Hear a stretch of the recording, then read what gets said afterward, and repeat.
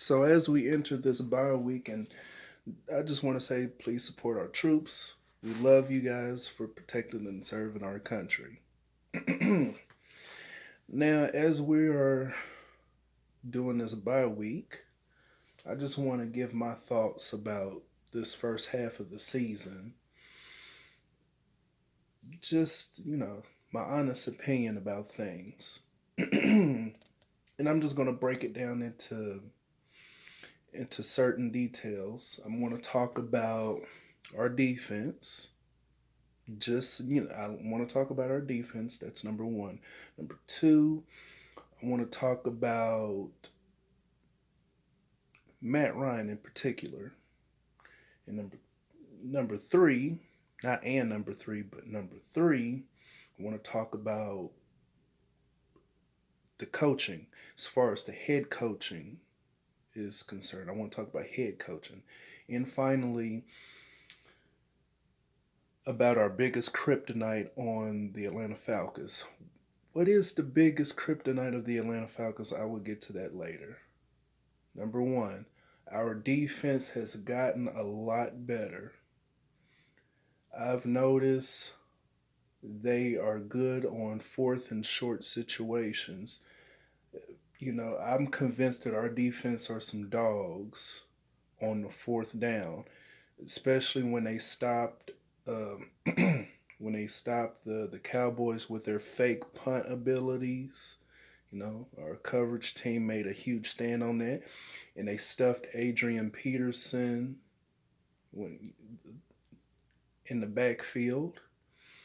That was also on fourth down, and I that was pretty good. Our defense is doing very well, and I could see them getting better.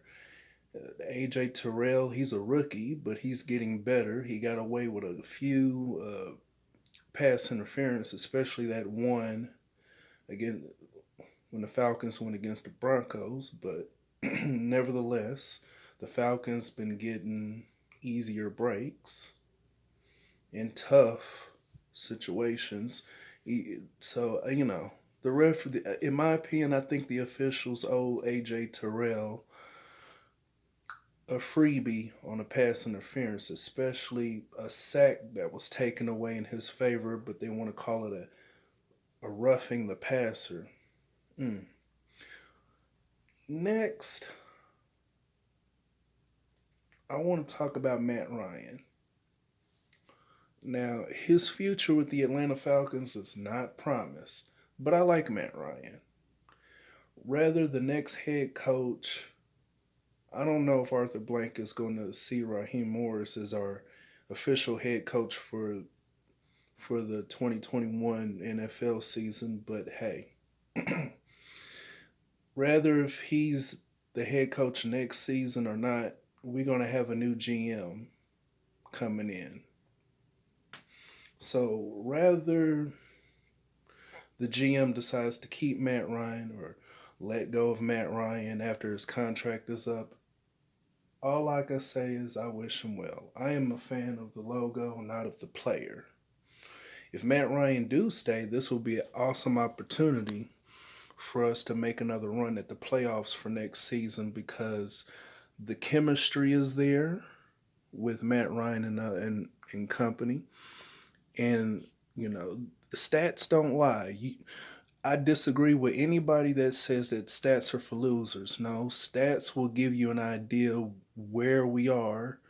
It gives you a certain identity, what players or the group of players on certain situation is, what they're good at, what they are not good at. That's what stats would tell you. Stats are not for losers. I do believe that stats can be misleading, but if you look at the highlights, when you look at film study along with those stats, it'll give you a perfectly good understanding where they are. That's why I say Matt Ryan is the GOAT of the franchise. He is the franchise GOAT. The stats are there, his playmaking is there, but he does have some gnashing of the teeth moments where you just look at Matt Ryan and be like, what is wrong with you? But my thoughts on Matt Ryan, I think he's going to be just fine. I think he's going to be all right. Whether if he gets traded, whether he gets released, whether if he stays till he retires, Matt Ryan is going to be all right. Now I want to talk about the coaching. The head coach. Right now is Raheem Morris as the interim head coach. He's all right. He's all right with me. 3-1 thus far, should have been 4-0 because he's still keeping that same brain dead mentality Dan Quinn had left behind. But that's a lesson. Every L that you take should not be a loss. The L should stand for lessons. Hopefully that main lesson is manage clock management, good decision making in situational football. That's my thing. Raheem Morris is going to do good. This is his second chance. He's given, he has 10 games. He has 10 games. If he's not going to be the head coach next season, he's putting up an addition. He's building a resume for the next team he coaches to be a head coach.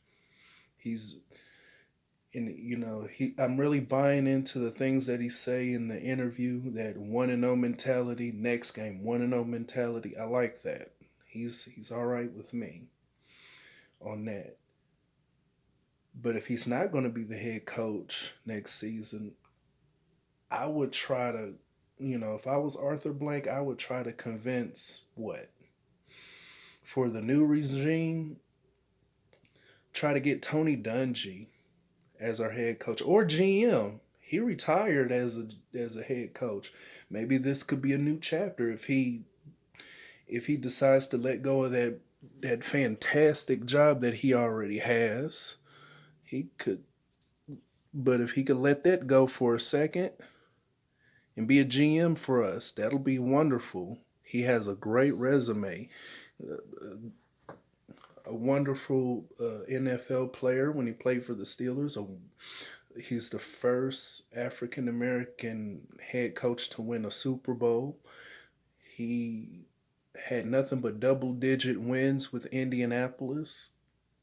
He built that Super Bowl team in Tampa Bay. He didn't win a Super Bowl with Tampa Bay. It was Gruden, but that was his squad that he put together. That was Tony Dungy's squad. Let's not get that part twisted.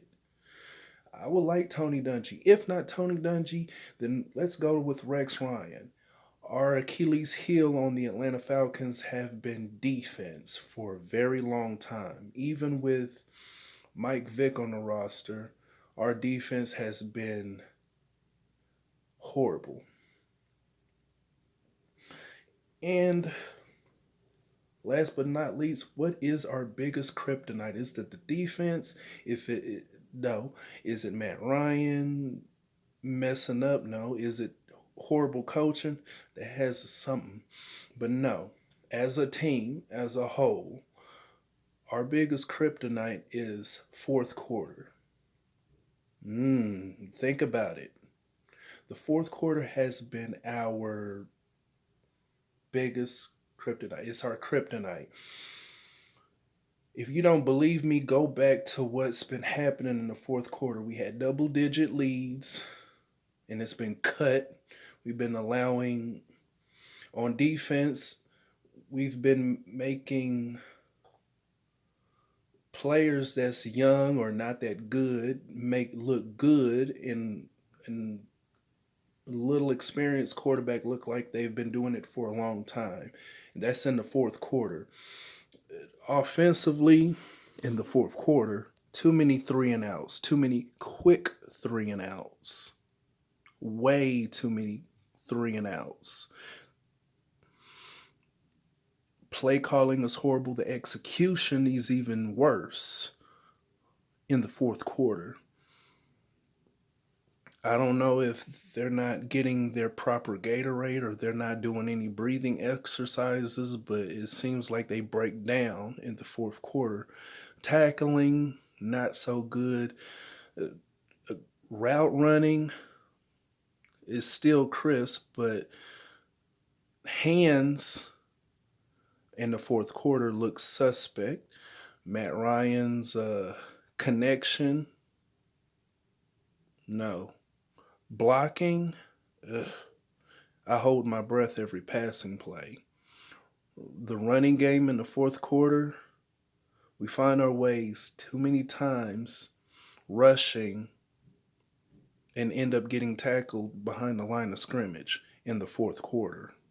Quick 3-and-outs, incompletions, tackle behind the line of scrimmage, sacks, you name it, you guess it. On defense, lack of sacks, lack of pressure, receivers getting open too soon, poor tackling in the fourth quarter. Hopefully, during this bye week, we can fix all of that problem because all of those problems, because in the fourth quarter against New Orleans, if we haven't cleaned that up, we'll watch Alvin Kamara run ragged all over our defense, running like he's covered in grease. I can see it now. I could see Foye Luakon closing in on Alvin Kamara, but slips. I can see Taysom Hill running all over, just doing it all by himself against our defense. Ugh. I mean, I could just see Bleedy Way Wilson getting stiff armed by Taysom Hill. I can see that flashback of Drew Brees pulling the spin move all over again on two of our defenders at once to get into the end zone. All of that happening in the fourth quarter. But hopefully everything will clean up. Everybody's going to come back healthy. That includes Calvin Ridley. He has, just like last season with Matt Ryan, 2 weeks to get that ankle and start balling for coming off the bye week. But that's just my thought. You know, this is all I care about, and hopefully you guys have a good day. Support our troops. Rise up.